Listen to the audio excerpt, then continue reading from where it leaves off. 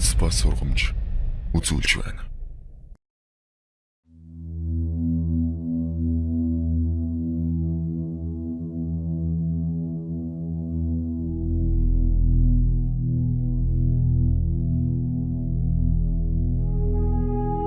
Манай сувг нь хачин жигтэй явдалтай таарсан хүмүүсээс зөвшөөрөл аван та бүгдэд өргөдгийг мэдэгдэж байна.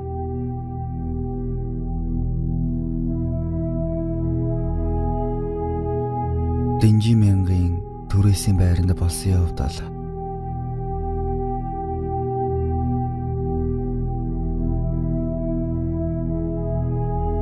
Уг явдал яг жилийн өмнө их бид хоёр тохиолдож байсан юм.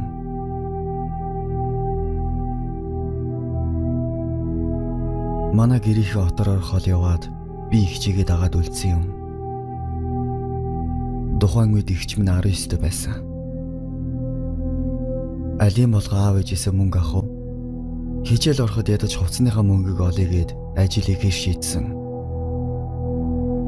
Бид хоёр анх хороололд аавын дүүгэнд суугаар болсон юм. Гэхдээ яаж ч найрсаг байсан айл бол аль шүү дээ. Цаанаал нэг дохгүй хэцүү байсан болохоор ихч бид хоёр хямдхан байр түрээслэхээр шийдсэн юм. Тэгээд зар хайж байгаад Дэнжи мянгад байр түрээслэгээ болов. Нүүж орсон цагаас л аимшигт явдлууд араасаа тохиолдсон да. Ихч ажилдаа 12 цагаас яваад орой 8 гэд ирдэг. Харин тэр оронд би гэртээ ганцаараа хоолоо хийгээд л зурагт үзээд л өнгөрөөнө. Ганцаараа үлдсэн ихний өдрөөс сонин зүйлс тохиолдож эхэлсэн юм. Зурагт үзэж байхад удирдлага телевизийн хажууд байгаа хэрнээ өөрөө солигдох.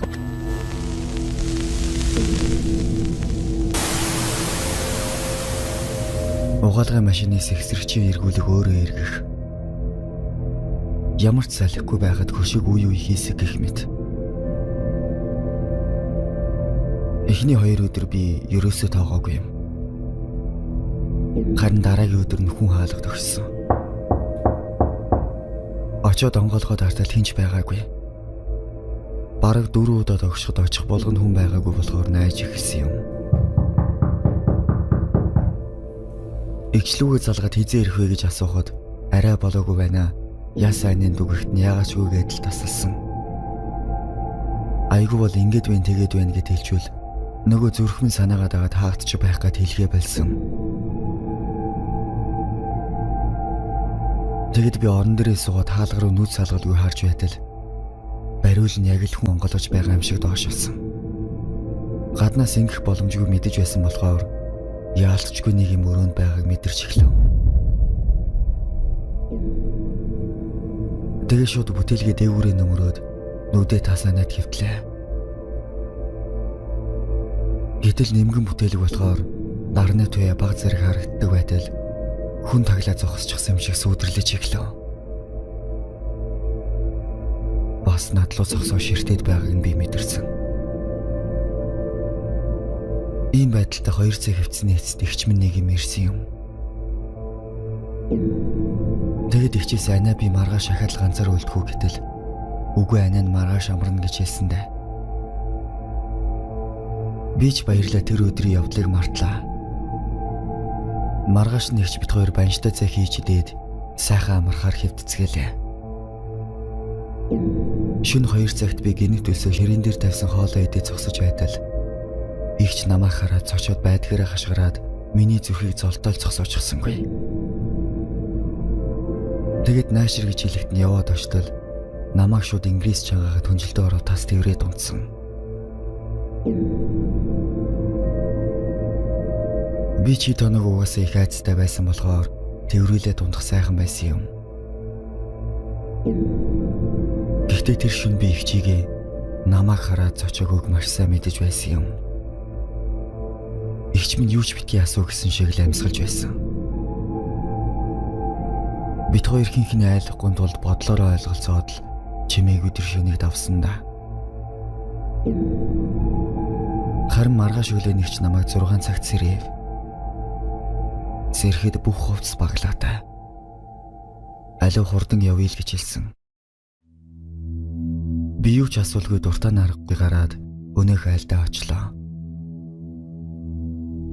Тэгээ сүүлд ихчээс юу харсан талаар асуудал намайг хоол идэх гээд болсныг ихч минь мэдэж байж.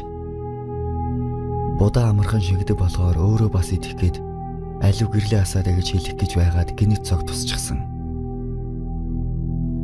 Учир нь яг миний ард өндөр урт үстэй том хөлтэй цав цагаан шалдан эрэхтэй хүн тоогоо барьчихсан урагшаа ошоо тонгочоод бүжиглээд байсан гин.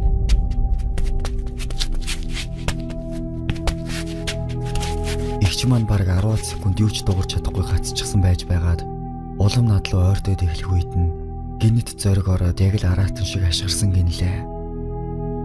Тэгэд л намайг тас дээрээ хэвтсэн. Тэрч байхдаа нүдээ хагас нэгээ тартал нөгөө хүн чинь хаалганы урд гарахгүй гэсэн байртаа дөрвөн мөчөө тэнэлгээ зогсоод байсан гин.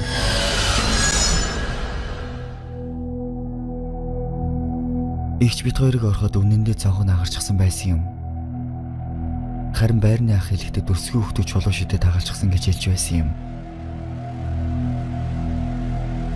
Игч бит хоёр лав итгэдэггүй. Яг л ийм явдал өмнөх эзэндэн тохиолдоод цонхоо аглаад зугцсан байх гэж боддог. Тэр байранда авсан иргэнийг тогоо шанагаа тэр чигт нь орхисон доо. Магадгүй дээр үе нийтийн байр болохоор хоол өнгөө өсөж гисэн хүний сүнс байж болох учраас.